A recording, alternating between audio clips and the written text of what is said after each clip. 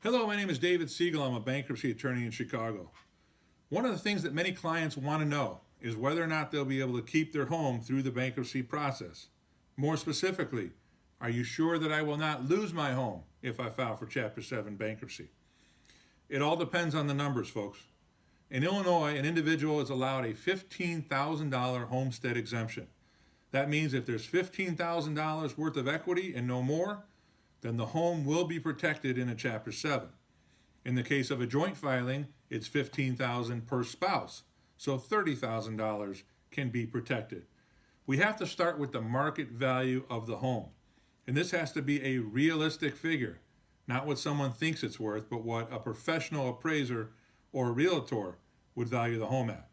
Then we subtract the outstanding mortgage obligation, whether it's a first, second, or a lien, whatever it might be. Whatever the obligations against the house are, those have to be subtracted. Then we subtract the homestead exemption, as well as a co-debtor 50% interest or a spouse's homestead exemption. Then we factor in the cost of sale. Typically, the cost of sale is conservatively 5 to 6%. That includes realtor fees, title expenses, attorney's fees, and recording fees. We then see what is available to the unsecured creditors at that point. Is there any equity available? If there is, then you may have a problem, especially with certain trustees that are aggressive. If there is no money for which to pay unsecured creditors anything, then you can honestly and matter-of-factly say the home is going to be protected through the Chapter 7 process. Now, you still have to continue to make your mortgage payments.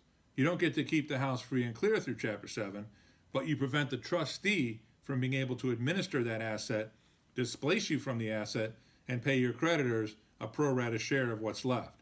So a lot of figures, a lot of numbers go into play here, but you want to find out the market value of your home, subtract what you owe on the home, subtract your equity, or your exemption rather, add in the cost of sale, and see what's left.